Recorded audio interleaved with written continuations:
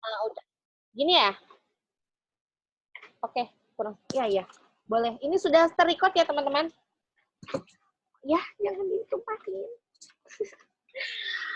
Oke, sudah ter-record lagi ya. Oke, saya ulangi ya teman-teman. Jadi pada malam hari ini kita akan membahas tentang radikalisme dan terorisme mengenai undang-undang tindak pidana terorisme ya. Oke, sebentar. Kita langsung saja ke soal nomor 1 ya teman-teman. Ya, kita pemanasan dulu sebelum kita mengupas tuntas ini semua. Sama-sama Kak. Nomor 1, tindak pidana terorisme yang selama ini terjadi di Indonesia merupakan kejahatan yang serius yang membahayakan ideologi negara, keamanan negara, kedaulatan negara, nilai kemanusiaan, dan berbagai aspek kehidupan bermasyarakat, berbangsa, dan bernegara, serta bersifat lintas negara, lalu terorganisasi dan mempunyai jaringan yang luas, sehingga secara khusus terencana, terarah, terpadu, dan berkesinambungan berdasarkan Pancasila dan Undang-Undang 1945. Adapun yang mengatur tentang tindak pidana terorisme yaitu tercantum dalam undang-undang. Atau apakah A, Undang-Undang Nomor 31 Tahun 1999, ataukah B, Undang-Undang Nomor 20 Tahun 2001, ataukah C, Undang-Undang Nomor 28 Tahun 1999, ataukah D, Undang-Undang Nomor 30 Tahun 2002, ataukah yang E, Undang-Undang Nomor 5 Tahun 2018. Silakan teman-teman dijawab dulu soal nomor 1. Baru 3 orang yang menjawab. Yang lainnya bagaimana? Oke. Oke, mantap. Benar ya teman-teman, jadi undang-undang yang mengatur tindak pidana terorisme yaitu tercantum dalam undang-undang. Yang benar adalah yang E, Undang-Undang Nomor 5 Tahun 2018. Nah, seperti biasa teman-teman, kalau saya membuat soal itu pasti opsi A sampai opsi E itu mengandung makna yang berarti. Maksudnya apa? Jadi setiap saya buat soal, jadi yang A, B, C, D, E-nya itu ada bukan ngarang pasal ya, tapi itu ada artinya. Jadi sedikit saya sharing nih teman-teman. Jadi untuk opsi A, Undang-Undang Nomor 31 Tahun 1999 itu adalah undang-undang yang mengatur tentang apa? Tindak pidana korupsi ya, tipikor ya, tindak pidana korupsi. Nah, sedangkan Undang-Undang Nomor yang bagian B, Undang-Undang Nomor 20 Tahun 2001 itu adalah sebagai pengganti undang-undang yang atasnya. Jadi awalnya itu undang-undang tentang tindak pidana korupsi, bukan tindak pidana terorisme ya. Jadi tindak pidana korupsi itu kan undang-undangnya awalnya nomor 31 tahun 99. Setelah itu diperbarui menjadi Undang-Undang Nomor 20 tahun 2001 ya. Nah, kalau yang Undang-Undang Nomor 28 tahun 1999 itu masih tentang tindak pidana korupsi, tapi isinya itu intinya itu adalah negara Indonesia harus bebas dari korupsi ya, harus bebas gitu intinya, bebas dari korupsi negara ini. Nah, kalau yang D, Undang-Undang Nomor 30 Tahun 2002 itu adalah undang-undang tentang lembaga. Lembaga apa? Lembaga yang menindak tindak pidana korupsi atau yang kita kenal dengan KPK atau Komisi Pemberantasan Korupsi. Kalau misalnya teman-teman itu ingin ingin ingat, mungkin ada sebagian ada teman-teman atau semuanya sudah pada hafal ya. Tapi kalau misalnya ada yang belum tahu, ini saya ada tips nih teman-teman. Untuk mengingat pasal tindak pidana korupsi itu kalau yang untuk yang pertama kan 31 terus diganti 20. Nah, itu kita jumlahkan saja. 31 ditambah 20 itu berapa? 51. Oh, berarti Undang-Undang Tindak Pidana Korupsi itu ada 51 jumlahnya. Yang satu 20 berarti yang satu 31. Kalau saya kayak gitu. Terus setelah itu, undang-undang yang mengatur tentang negara ini harus bebas dari korupsi itu kan nomor 28. Kalau kita tambahkan dengan 30, itu hasilnya 58. Ya, bentar. Ini apa namanya? Saya coba coret-coret ya. Aduh, terima kasih sebelumnya nih teman-teman atas pen tabletnya. Ya, oke, saya tulis. Oke, ya saya tulis teman-teman nih. Ini saya dapat pen tablet dari teman-teman ini. Terima kasih sebelumnya ya teman-teman. Saya coba tulis ya. Jadi yang A, bentar, gimana ya? Ini di sini. Oke, di sini ya. Sorry. Ini nggak kelihatan kalau merah. Sebentar. Sebentar teman-teman ya. Saya ganti warnanya. Warna biru deh. Biru ya. Di sini itu nih yang ini. Itu adalah undang-undang tentang tipikor. Aduh, mohon maaf ya tulisannya masih agak kurang rapi. Saya masih kaku. Mohon maaf. Oke, ya. Ini tentang tipikor ya teman-teman. Terus yang kedua ini itu juga sama tentang tipikor. Aduh, sebentar mas. Nah, bentar ya. Nih di sini adalah tentang tipikor. Tipikor itu apa? Tindak pidana korupsi ya. Yang ini intinya tentang negara bersih atau bebas ya. Negara itu intinya harus bebas korupsi gitu intinya teman-teman ya. Nah, gini. Oke. Kalau yang ini itu tentang KPK, Komisi Pemberantasan Korupsi. Nih, teman-teman ingat tahun 2002 kalau yang ada yang ditanya, Komisi Pemberantasan Korupsi itu pada masa siapa? Kita tahu 2002 itu masa Ibu Megawati, presidennya. Ini sering nih ditanyain di soal. Tahun 2002 itu siapa yang ini korupsi siapa? KPK, Ibu Megawati ya teman-teman. Sedangkan yang tahun 99 ini itu jelas Pak Habibie ya. Kalau ditanya di soal itu, misalnya Undang-Undang nomor 1999 ini siapa gitu awalnya kok bisa ada KPK ya itu pencetusnya itu pada masa pemerintahan ini Presiden Pak Habibie tentang undang-undang tindak pidana korupsi sedangkan pencetus dari lembaganya itu adalah Ibu Megawati. Nih, kalau misalnya ini untuk yang ini kan awalnya nomor 31 diganti tahun 2001. Nih ini kalau kita bentar. Kalau kita apa namanya?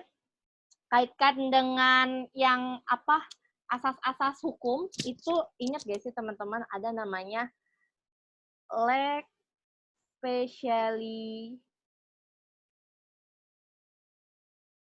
legi generali. Jadi undang-undang yang bersifat khusus mengesampingkan undang-undang yang bersifat umum atau yang apa yang satu lagi aduh saya lupa nanti coba ya nanti saya lihat dulu yang undang-undang yang lama undang-undang yang baru menggantikan undang-undang yang lama itu ada apa namanya ada singkatannya coba nanti saya cari lagi ya teman-teman. Nah gini ya jadi ini adalah tentang nih ya dari A sampai D ini adalah undang-undang tentang korupsi ya. Ini sering banget ada di soal tryout teman-teman. Jadi mohon diingat supaya diingatnya tadi. Cara menghafalnya 31 ditambah 20, 51. 28 ditambah 30, itu 58. Gitu ya. Nah, kalau yang untuk tentang tindak pidana terorisme itu pada tahun baru-baru ini ya, teman-teman. Kalau zaman dulu belum ada. Itu adalah tahun 2018. Siapa? Pada masa pemerintahan siapa? Bapak Joko Widodo ya. Ini sering banget nih ditanyain nih. Misalnya undang-undang tindak pidana korupsi pada masa pemerintahan siapa? Habibie ya teman-teman. Kalau KPK-nya, aduh berisik banget, sudah mulai berisik. Kalau KPK-nya itu adalah Ibu Mega. Kalau Undang-Undang Tindak Pidana Terorisme itu Bapak Jokowi Dodo. Aduh, mohon maaf teman-teman, ini tulisannya masih agak kurang rapi ya. Iya, terima kasih pen tabletnya, tapi saya belum bisa menggunakan dengan maksimal ya, masih kaku. Nah, iya tuh benar Kak Sari. Lex posterior derogat legi priori, ya betul. Aduh, mohon maaf ya. Ini sambil ada anak saya berisik banget. Mohon maaf. Terima kasih, Tante. Oke, bagaimana nih teman-teman nomor 1? Apakah sudah jelas atau ada yang mau ditanyakan dulu sebelum kita berlanjut nih? Backsound. Bentar. Sebelum bisik ya, anak-anak. Artinya apa? Jadi, nih, lex posterior derogat legi priori itu adalah undang-undang yang lama itu digantikan oleh undang-undang yang baru. Oh, ya. Nanti coba kita kapan-kapan kita bahas teman-teman tentang lex posterior, terus lex spesialis yang kayak gitu-gitu ya. Nanti kalau misalnya apa namanya? Kalau misalnya kita bahas tentang hukum nih ya, nanti ya kalau kita sejarah udah selesai episode 1 sampai episode, ada 8 episode ya teman-teman materi TWK saya. Nanti kalau udah selesai, nanti baru kita lanjut ke hukum-hukum ya. Kak, itu jumlahnya apa? Jadi ini supaya cara memudah mengingat ya. Supaya memudah mengingat, jadi undang-undang yang tentang tindak pidana korupsi itu kita jumlahkan saja 51. Oh, berarti 51 itu terdiri dari 31 dan 20. Ini tuh supaya memudahkan mengingat ya, teman-teman. Bukan jumlahnya pasalnya ada 51, bukan ya. Jadi ini adalah supaya memudahkan kita mengingat. Kalau saya mengingatnya gitu. Pokoknya kalau undang-undang tentang tindak pidana korupsi itu jumlahnya 51 sama 58. Di mana 51 itu terdiri dari 31 dan 20. Kalau misalnya yang 58 terdiri dari 28 dan 30. Kayak gitu. Gimana Kak Carolina? Iya, ikut belajar tapi jadi berisik ya. Mohon maaf ya teman-teman. Gak boleh. Nanti ada tomelon. Ya. Oke, gimana teman-teman? Boleh saya lanjut? Boleh dilanjut nih ke soal nomor berikutnya. Jelas. Oke, alhamdulillah. Lanjut ya. Nah, ini ya tadi ya pembahasannya ya. Jadi Undang-Undang Nomor 5 Tahun 2018 itu tentang perubahan dari awalnya nih Undang-Undang tindak pidana terorisme itu sebenarnya undang-undang ini Nomor 15 Tahun 2003, tapi sekarang diganti menjadi diperbarui menjadi Undang-Undang Nomor 5 Tahun 2018. Jadi ini tadi ya. Lex posterior posterior derogat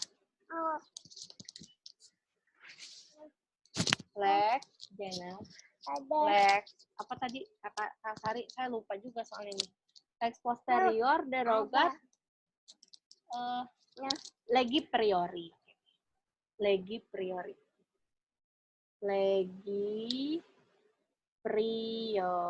nah ya teman-teman. Oke, saya lanjut ya. Boleh.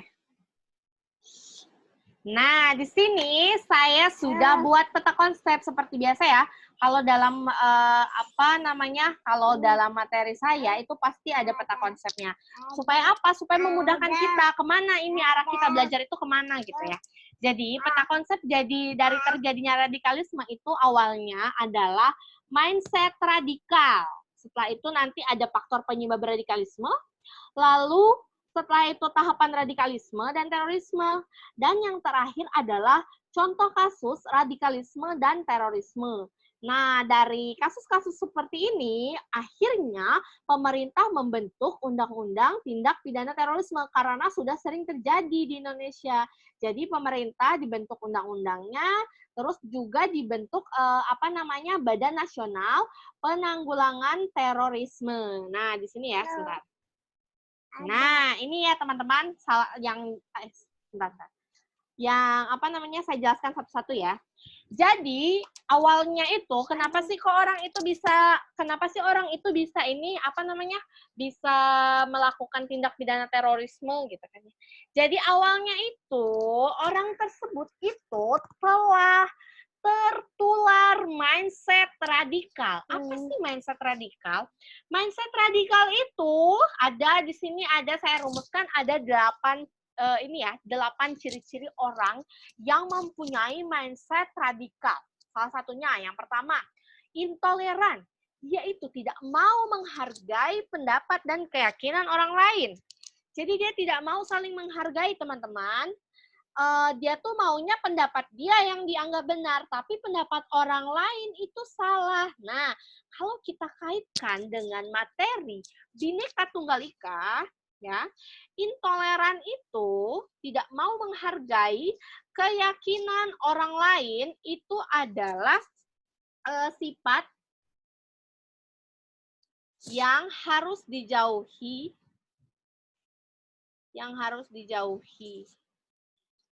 dari prinsip Bhinneka Tunggal Ika. Jadi sebenarnya untuk intoleran ini sangat erat kaitannya dengan materi Bhinneka Tunggal Ika. Nah, kalau yang kedua itu kan fanatik. Selalu merasa benar sendiri dan menganggap orang lain salah. Nah, ini juga sama teman-teman. Ini tuh ternyata nyambung dengan materi Bhinneka Tunggal Ika, di mana dalam prinsip Bhinneka Tunggal Ika kita itu tidak boleh bersifat sektarian. Apa itu sektarian? Sektarian adalah salah satu sifat yang dimiliki oleh seseorang yang menganggap dirinya itu selalu benar dan orang lain itu salah. Jadi sebenarnya materi radikalisme ini sangat erat kaitannya dengan Bhinneka Tunggal Ika, teman-teman. Kenapa? Karena di situ ada, kalau Bhinneka Tunggal Ika itu kan kita toleransi dalam perbedaan. Sedangkan di dalam radikalisme itu tidak mau menghargai. Nah, berarti kan dia itu sangat erat kaitannya dengan materi Bhinneka Tunggal Ika. Nah, di mana di sini kan disebutkan nih, fanatik selalu merasa benar sendiri dan menganggap orang lain salah. Nah, itu kalau kita kaitkan dengan 5 prinsip dasar Bhinneka Tunggal Ika yang harus kita jauhi, itu yang pertama itu adalah salah satunya adalah kita tidak boleh bersifat sektarian, ya.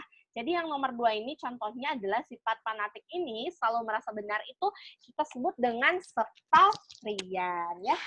Kalau yang ketiga, eksklusif, membedakan diri dari umat beragama yang ada pada umumnya. Sama, ini juga merupakan dari sifat-sifat yang harus dijauhi dari prinsip Bhinneka Tunggal Ika, di mana kalau di dalam Bhinneka Tunggal Ika kita itu tidak boleh bersifat eksklusif, melainkan kita harus bersifat inklusif, ya teman-teman. Jadi, kita tidak boleh bersifat eksklusif, melainkan harus bersifat inklusif.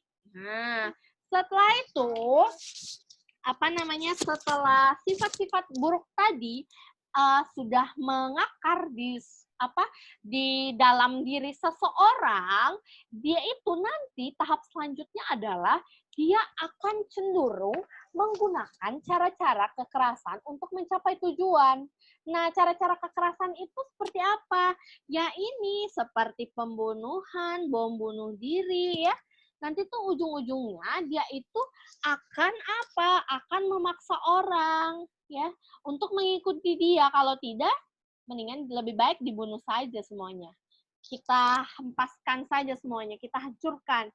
Nah, itu adalah dari mindset orang yang bersifat radikal. Jadi yang pertama dia tidak mau menghadapi perbedaan. Lalu setelah itu dia itu selalu merasa benar sendiri atau bersifat sektarian. Lalu dia itu membedakan diri dari umat beragama yang ada pada umumnya atau yang kita sebut dengan eksklusif.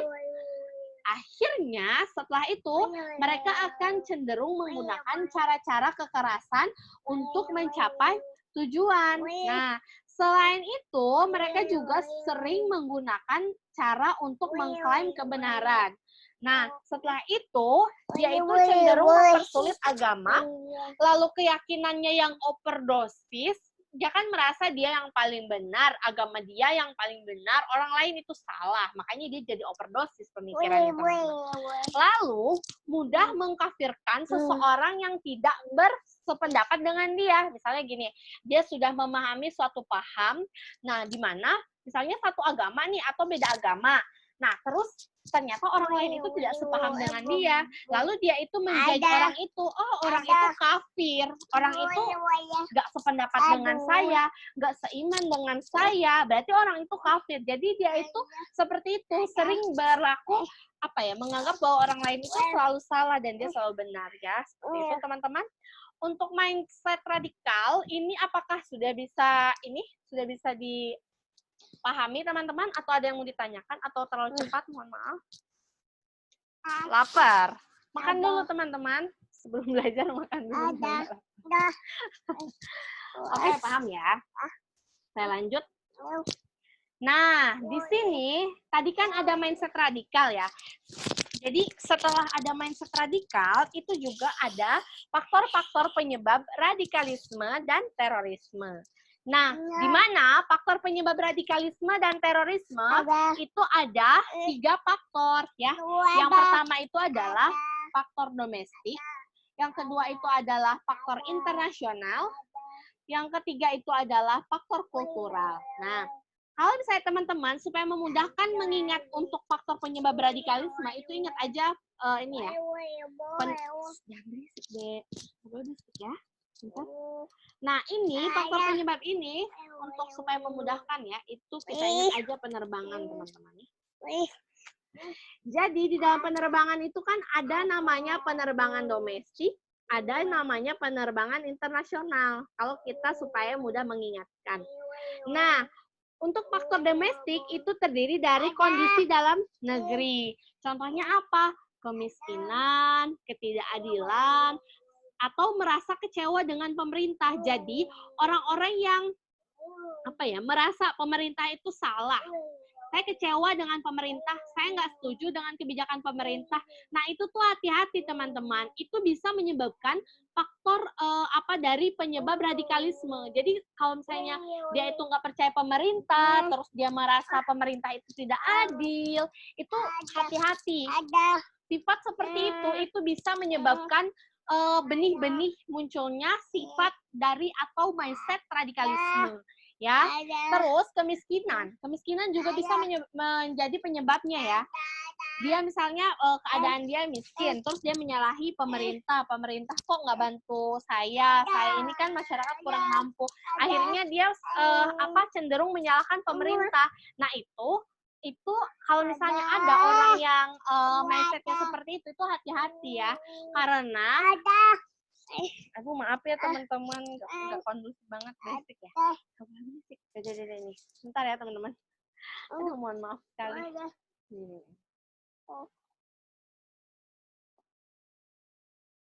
Sebentar ya teman-teman. Aduh, mohon maaf sekali.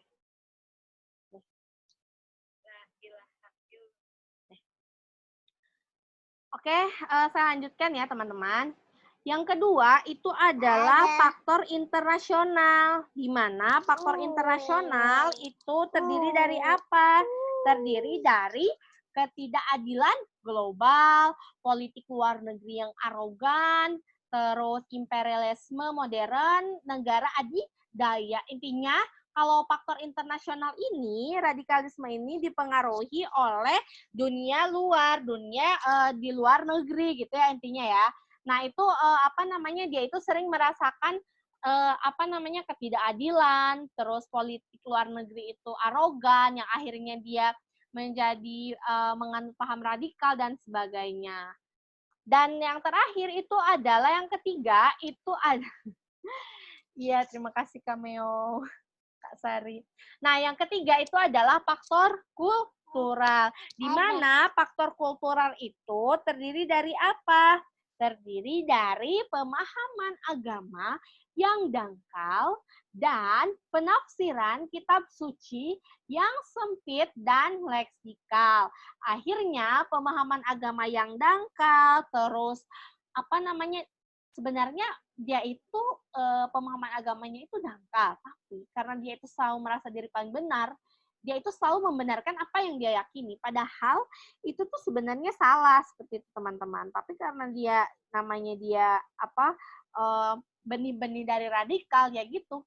Jadi kalau untuk faktor kultural itu, jadi pemahaman agama dia itu sebenarnya dangkal. Makanya dia bisa berbuat radikalisme, berbuat terorisme yang merupakan tindakan yang salah. Jadi itu ya teman-teman.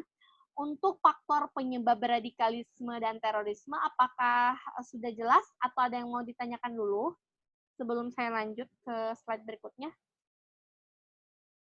Jelas, oke, alhamdulillah. Kak Santi, Ya, gimana?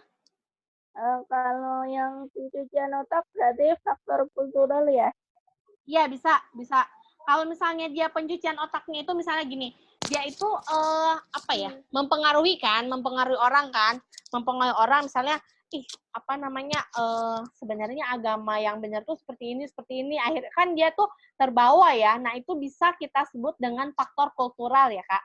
Nah, ini faktor-faktor penyebab radikalisme dan terorisme ini adalah faktor yang sudah dijabarkan di dalam undang-undang ya, teman-teman. Jadi kalau misalnya nanti ada bagus sekali pertanyaannya, Kak. Kalau misalnya ada pertanyaan misalnya orang yang telah dipengaruhi gitu ya, berarti kan kalau pencucian otak itu dipengaruhi oleh orang lain supaya bertindak radikal, itu merupakan faktor penyebab radikal dan terorisme dalam bentuk misalnya faktor domestik, internasional, faktor kultural, atau faktor apa. Nah, itu berarti kita jawabannya faktor kultural ya.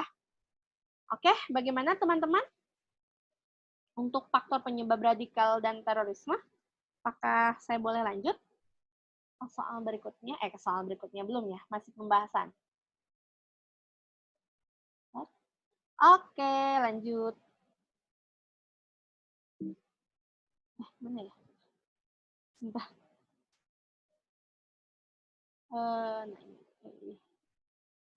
Ini ya. Nah, setelah tadi ada mindset radikal, terus ada paham faktor penyebab. Setelah itu kan berarti orang udah mindset radikal di dalam diri seseorang nih. Faktor penyebabnya sudah jelas. Setelah itu, lanjutlah kita ke tahap selanjutnya. Tahap selanjutnya apa? Tahapan dari radikalisme dan terorisme. Nah, gimana tahapan dari radikalisme terorisme itu ada 3 tahap, teman-teman. Yang pertama, intoleran, yang tadi ya, mindset dia, benci keragaman dan perbedaan, tidak menghargai perbedaan, dan ini merupakan awal masuk atau cikal bakal tumbuhnya paham radikal. Nah, yang intoleran ini itu adalah tadi mindset, ya. Tahapannya itu jelas. Awalnya tuh mindset dulu. Setelah mindsetnya tumbuh, itu kan merupakan cikal bakal. Berarti ini tuh kita bisa sebut dengan apa? Embrionya ya. Kalau dalam bayi itu dia tuh berarti kan ada dari telur, embrionya, benih-benih. Nah, itu adalah intoleran awalnya ya. Benih-benihnya. Setelah itu benih-benih tumbuh, radikal dianut oleh orang tersebut secara tidak sadar. Setelah itu, karena dia tidak sadar tadi, masuklah paham radikal di dalam diri dia. Apa itu radikal? Suatu sikap yang mulai aktif menyalahkan orang lain, benci kepada aliran yang berbeda, mulai mendalami dan menggali paham radikal ya. Nah, ini setelah ada benih-benih dari si radikal, lalu langsung ke radikal itu sendiri. Nah, ini tuh kalau misalnya kita dalam bentuk bayi itu janinnya. Ya, embrio terus mulai ke janinnya, sudah mulai terbentuk bagian-bagian radikal itu. Setelah itu yang paling bahaya dari radikalisme itu adalah apa, teman-teman? Teroris ya. Setelah dia menganut paham radikal secara tidak sadar, dia mau memusnahkan orang-orang yang berbeda dengan dia. Lihat ya, kamu tidak sepaham dengan saya basmi kamu, saya bom kamu. Nah, itu kan berarti dia itu sudah melakukan apa? Terorisme, contohnya bom ya, bom bunuh diri. Nah, Ini berarti apa kalau sudah seperti ini? Si benih janin tadi telah lahir, teman-teman. Di sini sudah lahir dan sudah diaplikasikan menjadi tahap yang paling berbahaya. Jadi tahapan radikalisme itu terbagi menjadi 3. Yang satu mindsetnya itu merupakan benih-benihnya. Setelah itu radikal itu sudah ada, jadi janinnya sudah tumbuh kembang. Setelah dia tumbuh kembang, lalu dia lahir. Lahirnya itu dengan cara apa? Tindakan yang mulai mewujudkan radikalisme dan tindakan aksi kekerasan, mulai melakukan pembunuhan atau pengerusakan sarana prasarana. Sarana prasarana itu, kalau misalnya orang yang radikalnya itu benci terhadap pemerintah, berarti apa? Dia merusak, contoh banyak sekali terjadi bom bunuh diri di mana? Di Mabes Polri misalnya ya. Di Mabes Polri. Nah, itu kan pengerusakan sarana dan sarana ya, teman-teman. Kalau misalnya yang tempat ibadah, contohnya ada di gereja mana tuh yang di Makassar ya. Nah, ini jadi radikalisme atau terorisme ini dia itu tidak hanya membunuh orang, tapi dia juga melakukan kerusakan. Kerusakan apa? Sarana prasarana. Jadi meskipun misalnya dia itu hanya mengebom si ini apa Mabes Polri, tapi dia nggak bunuh diri, tapi kan dia sudah melakukan kerusakan dan motifnya itu ya dia tidak setuju dengan pemerintah misalnya. Nah, itu berarti dia itu sudah melakukan aksi terorisme ya, teman-teman. Oke, bagaimana nih teman-teman untuk tahapan radikalisme terorisme? Apakah ada yang mau ditanyakan dulu? Oh, ada 7. Lanjut, jelas. Oke, boleh saya lanjut teman-teman?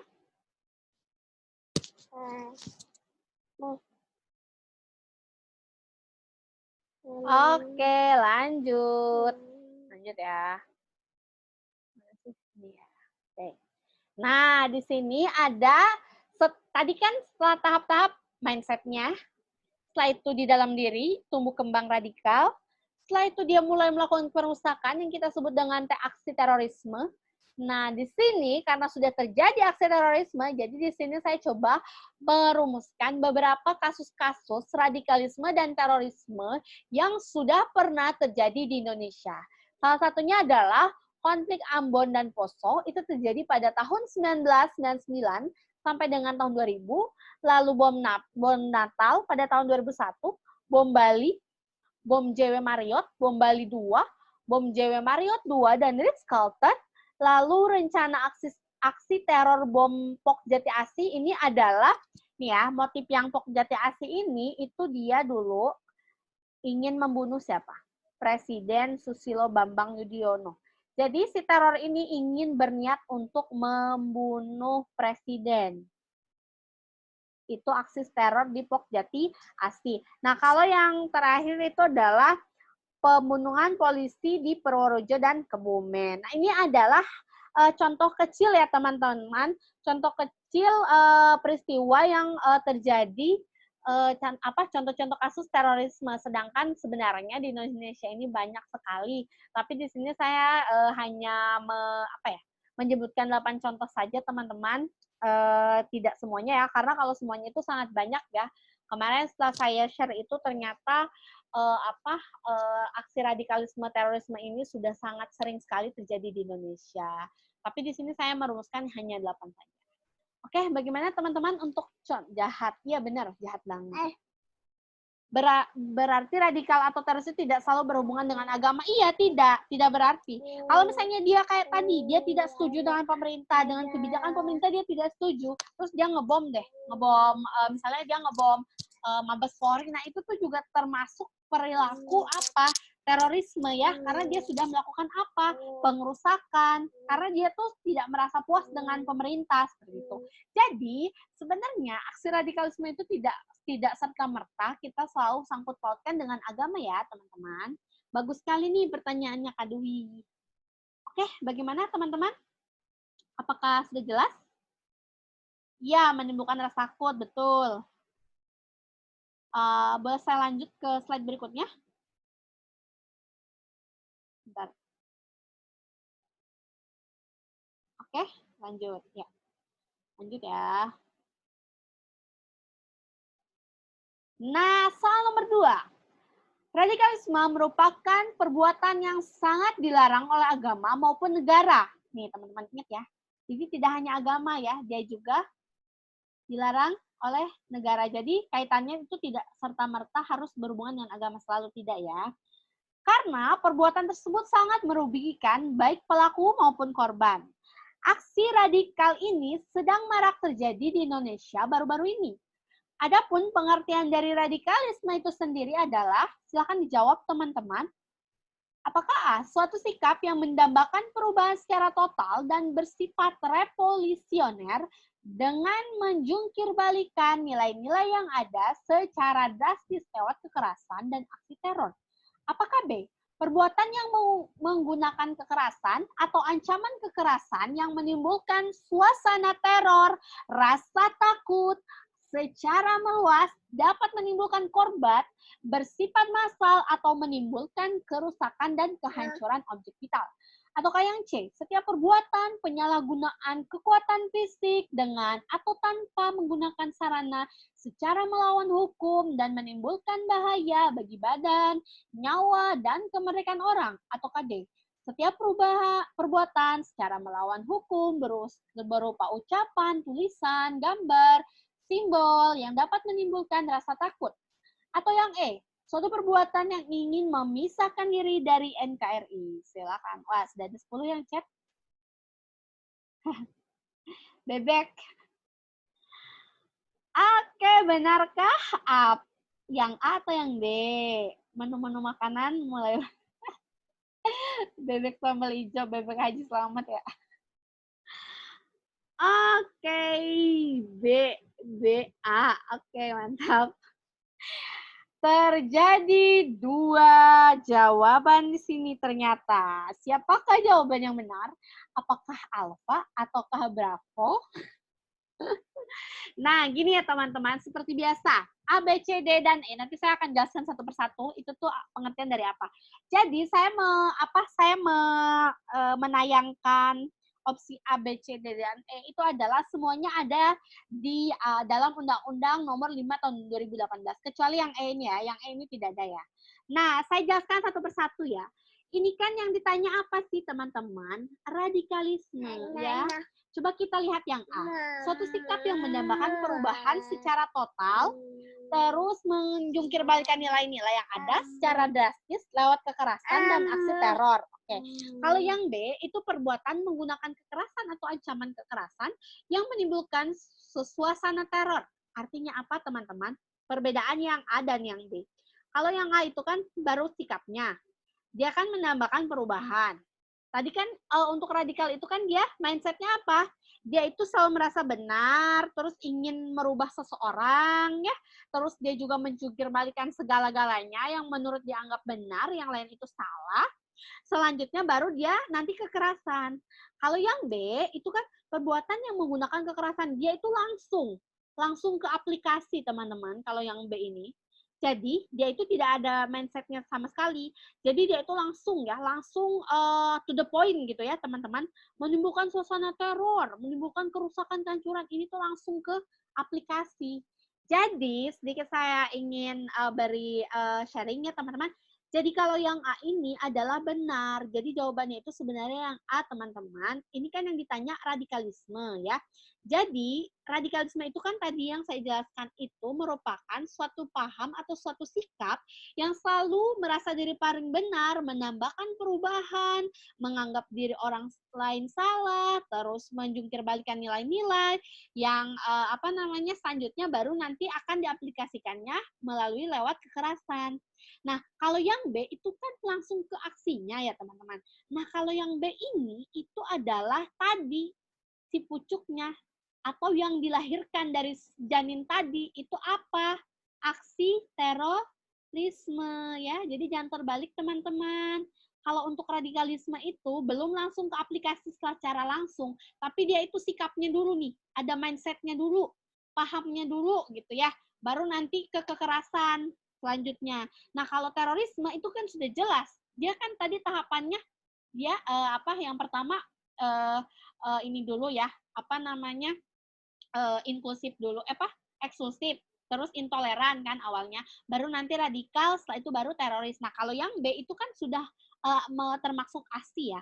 Berarti ini tuh langsung aplikasi, teman-teman. Nah, kalau misalnya teman-teman nanti itu baca di pilihan itu ada langsung aplikasi, berarti itu langsung kita rumuskan bahwa kalau langsung ke aplikasi itu adalah sudah langsung merupakan pengertian dari terorisme.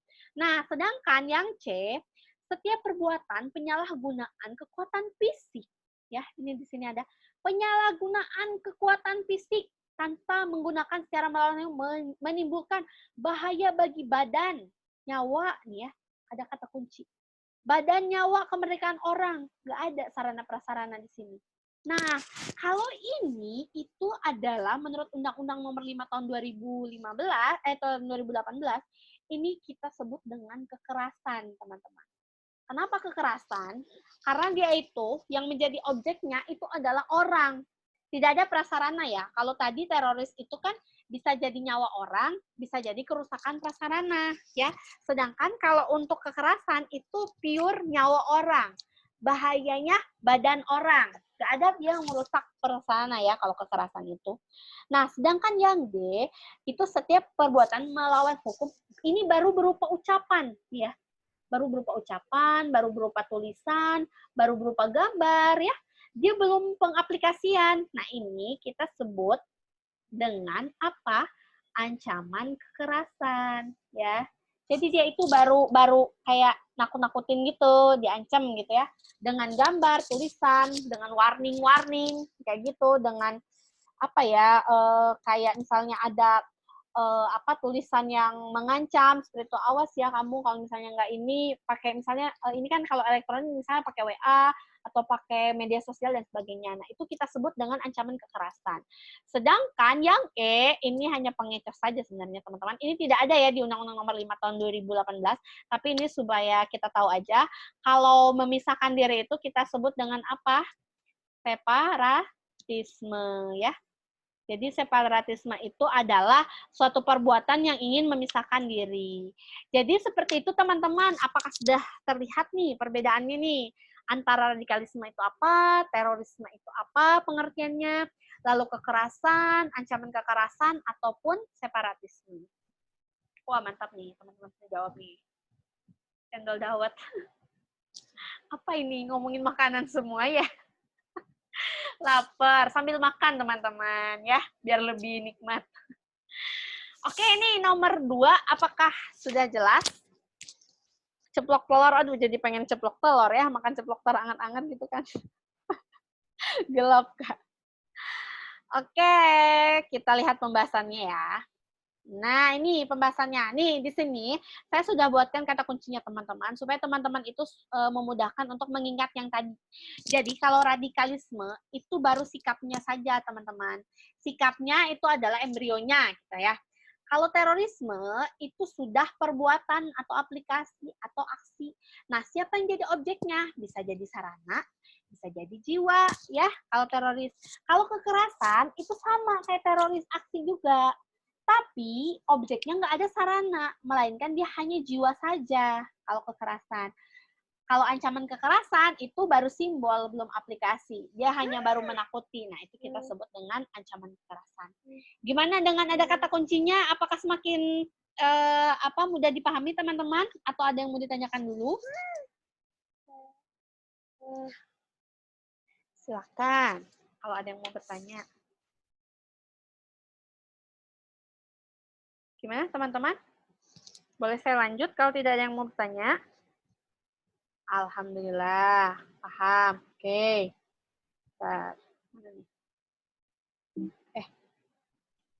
Ini. Nah, soal nomor 3, teman-teman. Saya bacakan ya. Sebenarnya kalau ada soal seperti ini tuh sebenarnya kita cukup baca soal terakhirnya aja, teman-teman. Tapi di sini saya ingin coba membacakan supaya teman-teman lebih kayak bisa lebih mengerti tentang apa yang ada di soal. Jadi gini, aksi terorisme itu merupakan aksi nyata yang diancam oleh negara. Maka dengan itu, negara telah mengeluarkan aturan hukum yang mengatur tentang tindak pidana terorisme.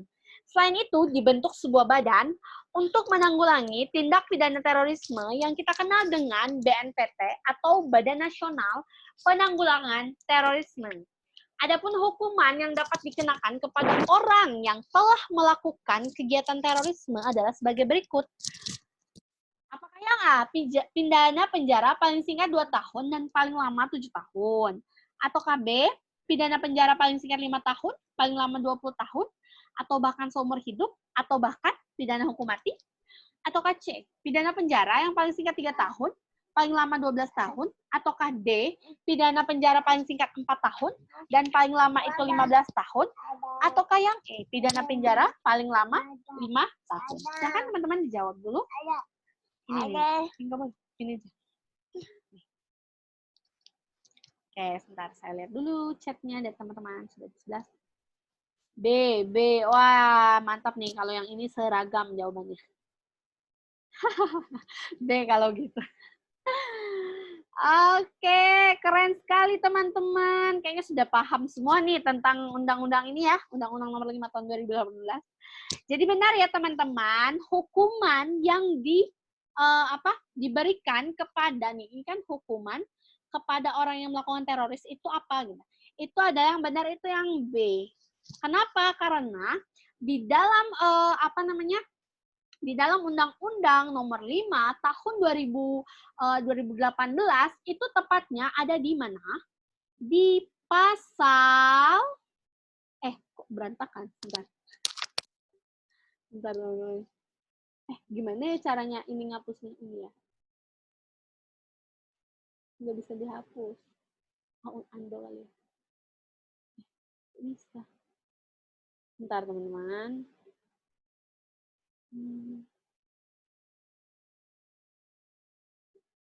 Nggak apa-apa deh. Takut yang tadi ke ini. Takut yang tadi kehapus. Oh, yang eraser. Coba. Ini ya. Oh iya. Aduh, mohon maaf nih, Kak Irwina, terima kasih. Gaptek sekali saya ini pakai pen tablet baru pertama kali. Mohon maaf teman-teman. Mana nih? Nggak bisa dihapus. Bentar ya teman-teman. Kok kesini? Mana tadi ya? Nggak apa-apa deh, sedikit aja yang itu. Kita lanjut ke pennya lagi ya. Nah, jadi gini teman-teman, yang hukuman ini itu ada di mana? Di pasal 6 Undang-Undang Nomor 5 Tahun 2018. Nah, ini dikenakan oleh atau kepada orang yang sudah melakukan aksi terorisme. Seperti biasa, saya akan jabarkan dari A sampai E. Nih, untuk yang A, pidana penjara paling singkat 2 tahun dan paling lama 7 tahun ini tercantum di mana? Di pasal 9 dan 10. Nah, ini ditujukan oleh siapa? Orang yang berdagang alat atau bahan peledak. Nih ya, dia itu dagang bahan peledak atau dagang bom untuk tujuannya untuk aksi terorisme, ya, untuk aksi teror. Kalau ketahuan, dia akan dihukum paling singkat 2 tahun, paling lama 7 tahun. Jadi intinya ini untuk penjual bom, teman-teman. Ini ada di pasal 9 dan 10. Sedangkan yang C, pidana penjara paling singkat 3 tahun dan paling lama 12 tahun, ini ada di pasal 12A.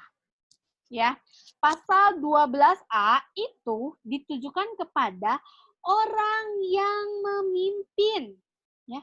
Dia pemimpin. Jadi di dalam struktur organisasi terorisme itu ada pemimpinnya, ada sekretarisnya, pasti mereka itu sudah buat seperti itu, teman-teman.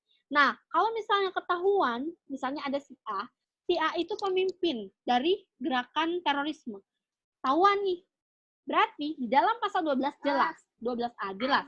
Dia dihukum paling lama 3 tahun, paling singkat 3 tahun dan paling lama 12 tahun.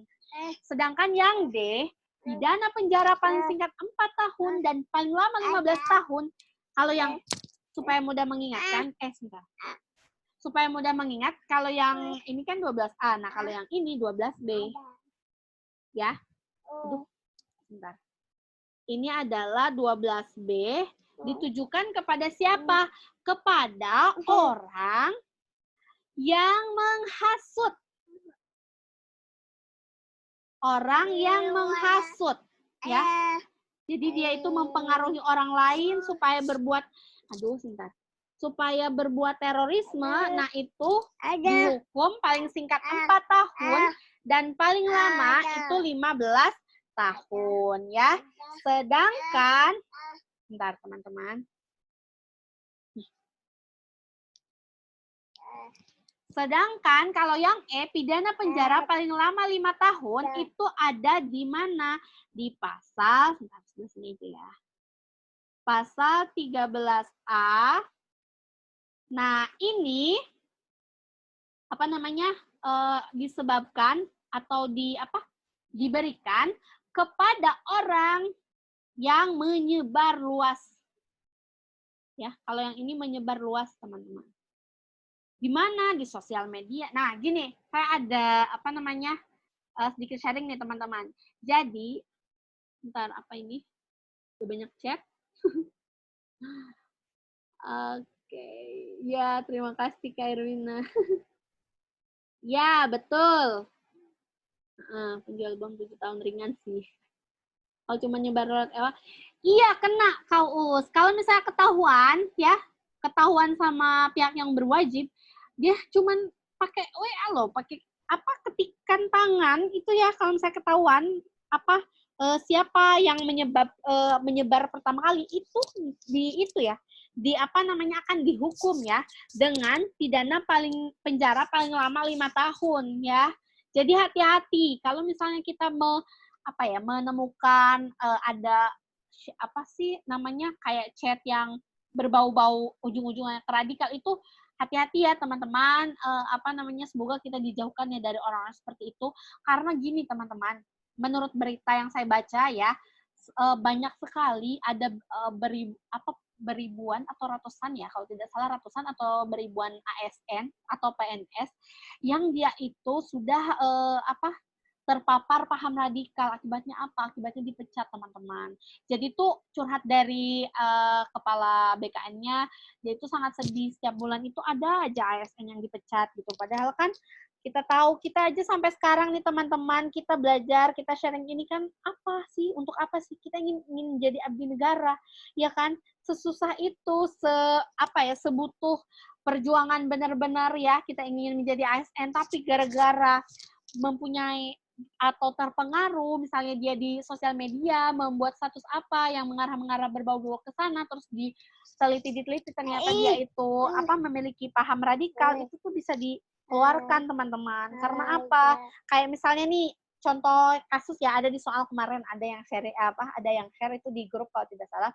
Jadi tuh di situ ditanyakan ciri-ciri ASN, latar belakang ASN itu yang banyak yang tertangkap yang menganut paham radikal itu apa? Salah satunya itu dia itu tidak mau teman-teman, yang di berita itu tidak mau melaksanakan upacara. Dia tuh nggak mau melakukan upacara karena dia tuh ngerasa NKRI itu bukan sesuatu yang penting bagi dia. Jadi akhirnya dengan hal kecil seperti itu akhirnya dia terpapar radikalisme dan mohon maaf tidak bisa lanjut jadi abdi negara. Karena kita sebagai abdi negara itu sangat dilarang sekali ya, apalagi radikalisme, korupsi dan sebagainya juga itu sangat dilarang ya teman-teman. Jadi semoga nanti kalau misalnya kita sudah jadi ASN, kita dijauhkan ya dari sifat-sifat seperti ini, atau dijauhkan dari orang-orang yang berniat ingin berbuat jahat gitu ya. Jadi kita harus hati-hati teman-teman dalam memilih pergaulan juga ya. Oke, amin. Oke, bagaimana nih teman-teman? Kak, kalau kasus KPK, gimana menurut kakak? Salah satu wawancaranya ditanya pilih Al-Quran atau Pancasila. Emang iya ya? Kak Indomie Kuah itu dengar dari mana? Ada di soal atau bagaimana? Ada di soal atau bagaimana? Tapi gini ya teman-teman, saya tuh pernah tonton channelnya siapa? Kak Dosen Deso. Ketika dia itu diwawancara, kan dia itu jadi kalau nggak salah kan di dosen di bawah Kementerian Agama ya. Nah dia itu ditanya katanya kalau misalnya agama kamu itu tidak Maksudnya ada yang berbeda dengan paham Pancasila itu bagaimana? Nah, jawabannya tidak mungkin karena kalau misalnya ideologi Pancasila itu tidak mungkin bertentangan dengan agama. Intinya tuh kayak gimana ya? Saya juga lupa, intinya tuh nggak gimana ya? Nggak bakal disuruh kayak gitu, teman-teman. Jadi tuh intinya Pancasila itu nggak bakal menjerumuskan agama. Begitupun sebaliknya, agama juga nggak bakal menjerumuskan ke paham NKRI gitu. Intinya tuh kita tuh kayak kan sudah jelas ya di pasal 29 Undang-Undang 1945 bahwa pasal satunya itu berisi tentang warga negara Indonesia menyatakan keimanan dan ketakwaannya terhadap Tuhan Yang Maha Esa. Sedangkan pasal 2-nya itu berisi setiap warga negara itu berhak untuk menganut agama dan kepercayaannya masing-masing. Artinya apa, teman-teman? Artinya Pancasila Dasar Negara, Undang-Undang Dasar 1945 itu juga tidak mungkin ya melenceng dari agama yang kita yakini kayak gitu. Jadi intinya tuh sama-sama nggak mungkin salah misalnya yang A melenceng ke yang B melenceng ke yang A, enggak, malah saling melengkapi seperti itu. Kalau tidak salah waktu itu pernah diutarakan di channelnya Kak dosen Deso atau Kak Panja. Aduh lupa, nonton Mata Najwa. Ya, Kak Akhir itu di Mata Najwa juga sering ada info-info. Jadi kalau misalnya hari Rabu ya kalau tidak salah ya dia itu. Oke, bagaimana nih teman-teman untuk nomor 3? Bentar saya lihat pembahasannya ya. Nih pembahasannya ya, tadi sudah saya jelaskan ya. Pidana paling singkat ini menurut pasal 9 untuk orang yang menjual bahan peledak. Oke, ini sudah saya jelaskan tadi. Boleh saya lanjut ke soal berikutnya, teman-teman? Lanjut, oke.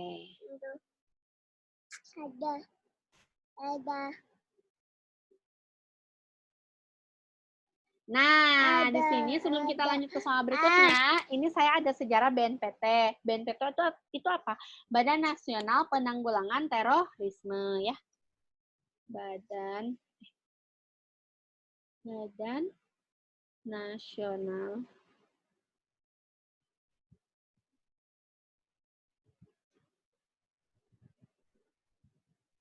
nggak kelihatan ya teman-teman.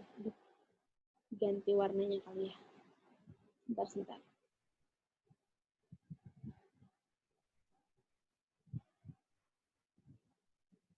Oke.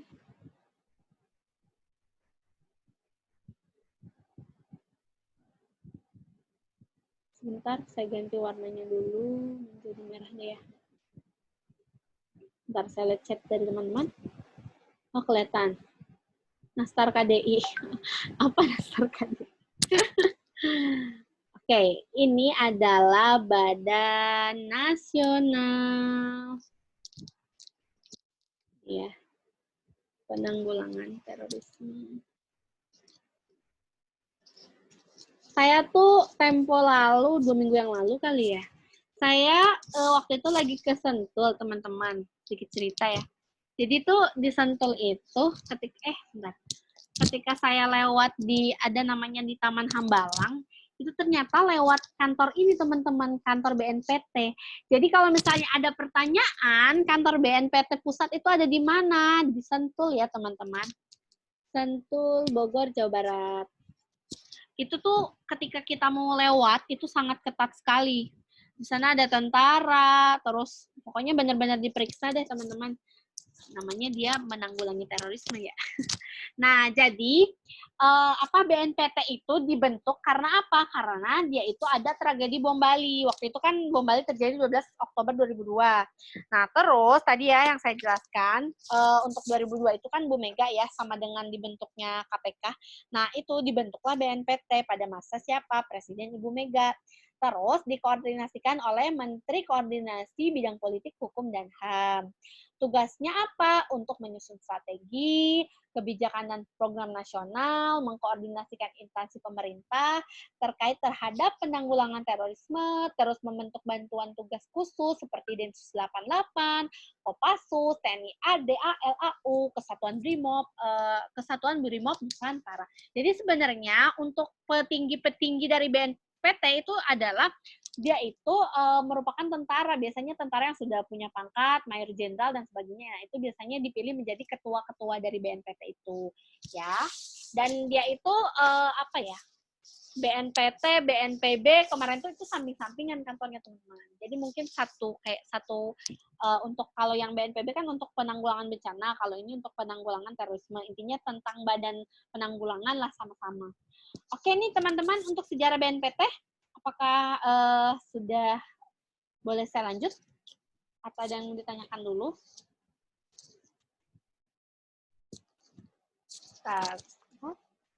Gimana? Boleh saya lanjut? Lanjut. Oke, soal nomor 4 ya. Ya. Korban dari aksi terorisme merupakan tanggung jawab negara sebagaimana tercantum pada ayat 1 nomor 5 tahun 2018 tentang tindak pidana terorisme. Adapun bentuk tanggung jawab negara terhadap korban tindak pidana terorisme sebagaimana yang dimaksud adalah sebagai berikut kecuali A. Bantuan medis, B. Rehabilitasi, C. Santunan, D. Kompensasi, atau E. Restitusi. Silakan jawab teman-teman. Oh mantap. Sudah banyak yang jawab. Jawabannya E. Endok.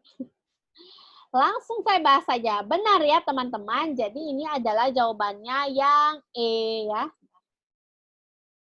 Ini benar jawabannya yang E. Jadi gini teman-teman.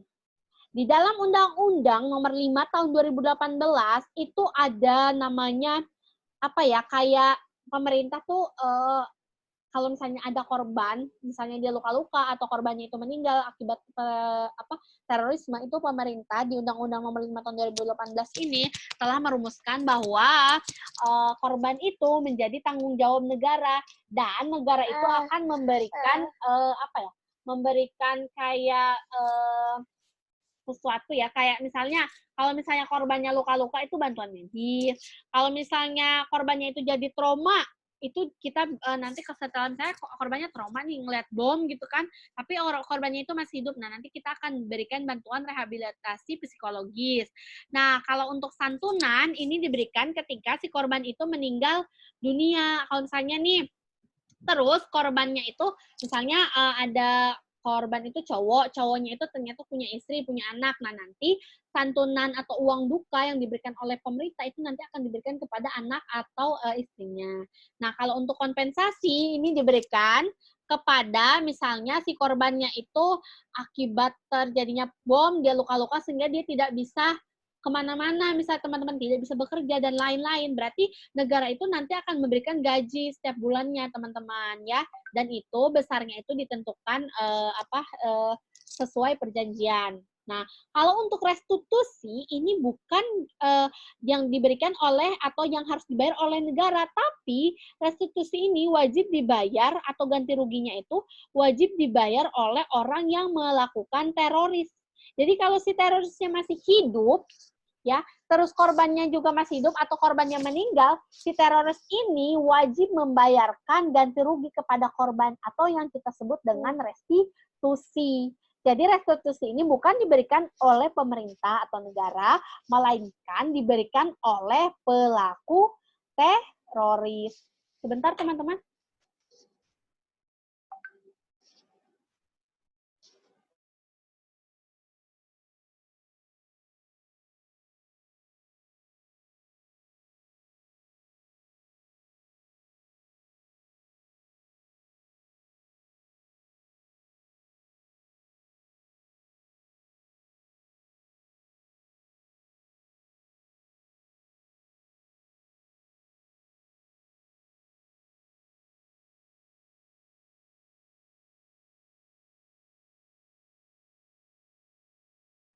Halo teman-teman, mohon maaf ada iklan sebentar.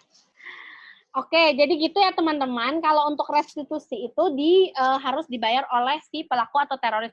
Tapi kalau misalnya si teroris ini tidak bisa mengganti rugi, maka nanti akan berbalik hukumannya. Misalnya contoh, si teroris itu harusnya di penjara itu 15 tahun, tapi karena dia nggak bisa ganti rugi, ditambah hukumannya misalnya menjadi seumur hidup gitu dan lain-lain ya. Jadi itu disesuaikan dengan nanti hasil sidangnya seperti apa. Ada chat? Iya, kayak ganti rugi dari si teroris ini. Kak, siapa nih? Kak Nastar. Bagaimana teman-teman untuk apa namanya kompensasi atau ganti rugi yang diberikan oleh negara maupun si pelaku teror.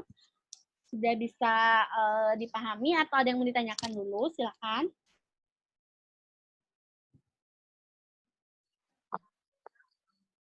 Sudah, saya lihat pembahasannya ya.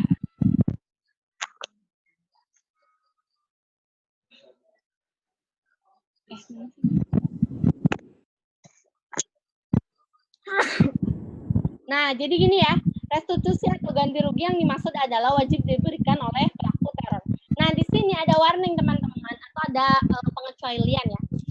Misalnya, ini kan undang-undang ini berlaku pada tahun 2018. Ternyata korban yang sebelum tahun 2018, misalnya ada korban dari teroris ya, aksi teroris, misalnya dia itu ternyata ketika ngelihat korban yang pada tahun 2018, nah ada pembunuhan, terus dia lihat ternyata diberikan santunan, diberikan rehabilitasi, diberikan kompensasi, dan ternyata misalnya keluarga korban tahun 2005, korban teroris ternyata itu mengklaim kepada negara, itu tidak bisa ya teman-teman, karena pemberian santunan dan sebagainya ini mulai berlaku itu sejak si undang-undang ini mulai berlaku. Jadi kalau sebelum undang-undang ini mulai berlaku, itu korban yang tahun sebelumnya tidak diberikan bantuan seperti yang disebutkan di atas ya. Jadi kalau misalnya ada di soal itu misalnya pertanyaan nih, korban tahun 2010 misalnya menjebaknya gini. Menjebaknya soalnya gini.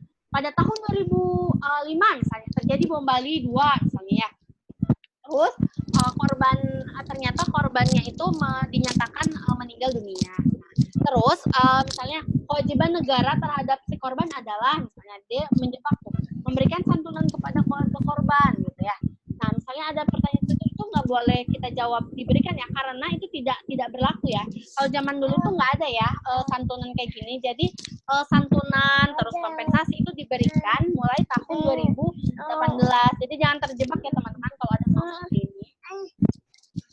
Iya Kak Nastar, pengembalian atau ganti rugi ya.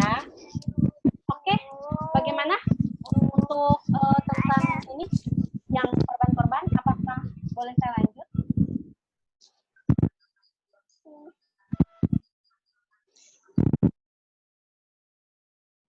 Boleh? Kalau WNA yang jadi korban gimana? Nah, kalau yang WNA ini sejauh saya baca di undang-undang itu nggak dijelaskan ya si korbannya itu harus WNA atau WNI. Tapi coba nanti saya saya baca lagi ya, Kak siapa ini? Kak Celana Koya. Aduh, ada aja namanya ini. Terus ada 2005 si korban dapat apa dari pemerintah Kak? Nah, kalau misalnya pada tahun 2005 itu kalau misalnya dapat apa saya juga kurang tahu ya itu tuh gimana. Karena kan kalau misalnya kita lihat undang-undang tindak pidana teroris itu kan mulai ada di tahun 2013. Terus diperbarui jadi undang-undang di tahun 2018. Berarti pada tahun 2005 itu belum ada undang-undangnya. Jadi karena belum ada undang-undangnya, jadi tidak diberikan tuh informasi kalau korban-korban itu diberikan apa oleh pemerintah kayak gitu. Coba tapi nanti Kak Indomie Kuah saya coba cari ya di berita-berita zaman dahulu kala untuk korban teroris zaman dulu sebelum ada undang-undang tindak pidana terorisme itu diberikan apa sih oleh pemerintah gitu. Nah, kalau misalnya untuk yang ada yang 2013 itu sama 2018 kan ada ini ya, ada peraturannya berapa jumlahnya dan sebagainya. Nah, kalau yang sebelum ada undang-undangnya kan kita nggak bisa lihat ya, pemerintah itu ngasih apa gitu. Mungkin zaman dulu juga ada kasih santunan, tapi mungkin nominalnya itu berbeda-beda, proporsional gitu ya teman-teman. Jadi nggak saklek. Kalau misalnya kita sekarang itu kan ada undang-undangnya, jadi saklek atau sudah tetap ditentukan seperti itu. Kayak Indomie. Bagaimana nih Kak Indomie Kuah? Apakah sudah jelas atau ada yang mau ditanyakan? Oke, siap. Ya. Oke, kita lanjut ya teman-teman ke soal nomor 5. Mana nih? Nah, nomor 5. Soalnya saya bacakan ya. Untuk dapat mengatasi aksi dari radikalisme dan terorisme ini, berbagai cara telah pemerintah lakukan. baik pencegahan maupun penanggulangan.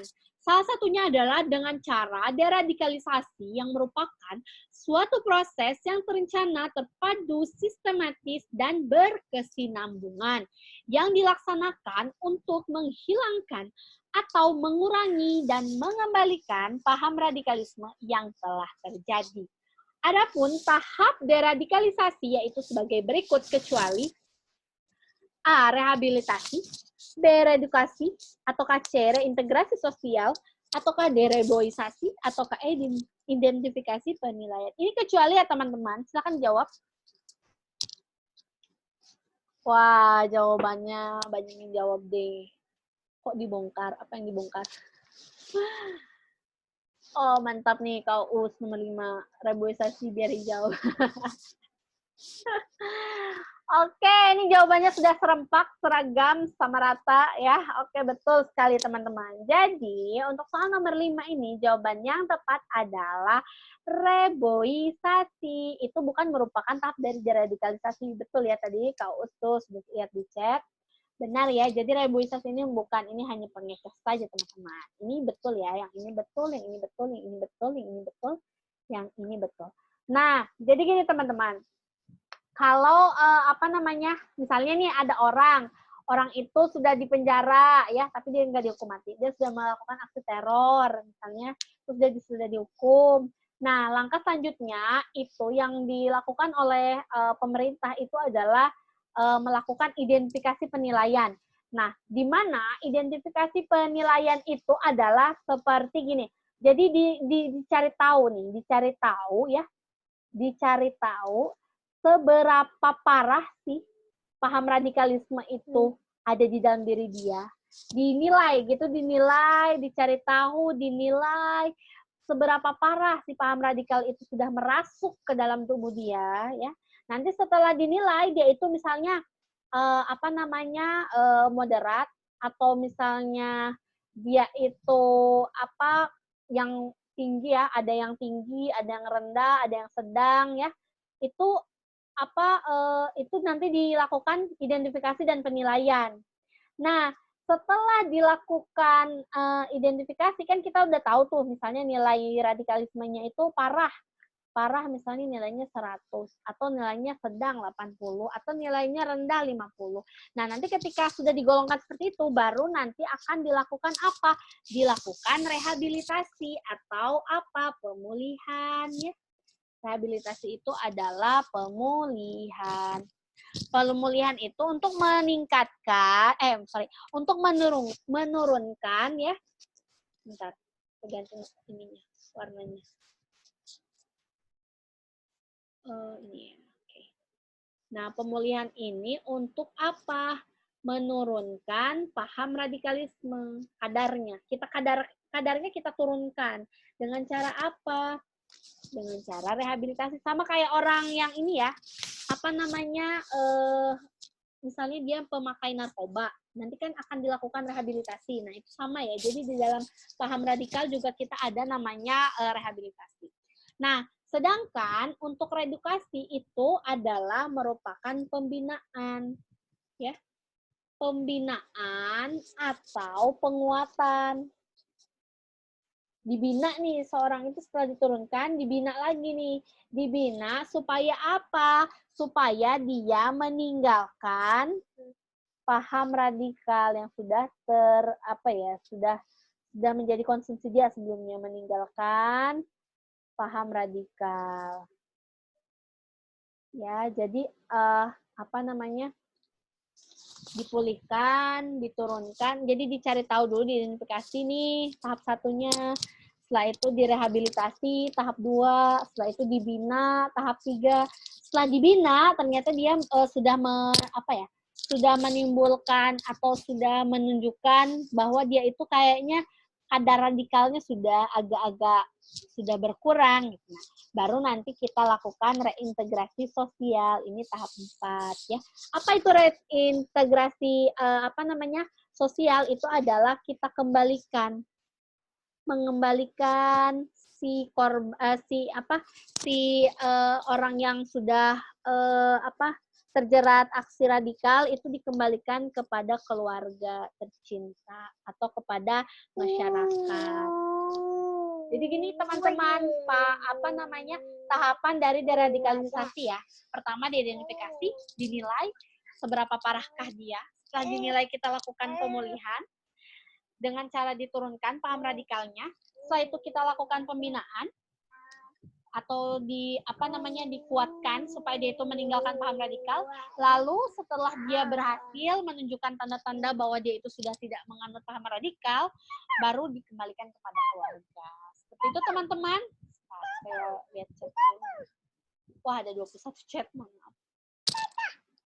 Bongkar-bongkar apa ini? Apa ini? Kasih gak tar ngaku apa nih?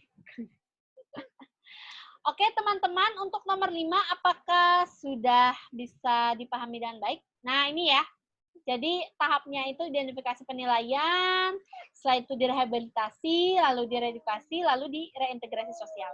Jadi ini dibaca-baca aja, nggak mesti dihafal teman-teman, dibaca aja sesering mungkin. Kalau saya lihat di salah satu bimbel tuh katanya kalau bisa sampai 10 kali Undang-Undang Nomor 5 Tahun 2018 ini kita ulang-ulang, biar kita itu bisa paham apa sih maksud dari undang-undang itu isinya. Bagaimana teman-teman? Untuk nomor 5 apakah sudah jelas? Atau ada yang mau ditanyakan dulu? Wah, terima kasih Kak Uus, terima kasih Kak Hanif. Paham? Jelas? Oke, kalau sudah jelas, coba. Masih ada soal nggak? Saya juga lupa ini ada soal nggak. Oh, sudah selesai ya teman-teman, alhamdulillah. Nah, sebelum saya akhiri, di sini saya ada kata-kata buat teman-teman. Jadi, orang yang toleran adalah orang yang berusaha mencari titik temu di tengah perbedaan dan pandangan. Mari kita saling bertoleransi, mewujudkan Indonesia yang adil dan makmur. Kami CPNS 2021 ini salah ya, bukan 400 plus lagi. Sekarang harusnya salam 500 plus. Oke, mungkin itu saja teman-teman yang bisa saya sampaikan. Mohon maaf apabila dalam penyampaian saya terdapat banyak kekurangan, terus ada kesalahan, saya mohon maaf. Terima kasih atas perhatian dan kesempatannya, dan sekali lagi terima kasih atas pen tabletnya teman-teman, sangat bermanfaat sekali. Mohon maaf saya merepotkan ya teman-teman ya. Oke, mungkin itu saja dari saya. Terima kasih. Oh, berdoa. Saya kembalikan kepada siapa? Kak moderator, silahkan. Dipimpin doa, diakhiri doa dengan doa. Nanti episode selanjutnya kita ke episode 7, tapi nggak radikal dulu ya, teman-teman. Kita lanjutin yang kemarin, yang sejarah itu. Oke, Kak Indra, saya serahkan ke Kak Indra. Silahkan, Kak.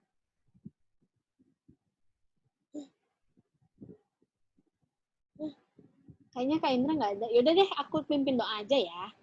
Oke teman-teman, sebelum kita akhiri, alangkah baiknya jika kita pimpin dengan doa ya. Berdoa menurut agama dan kepercayaan masing-masing, berdoa dipersilakan.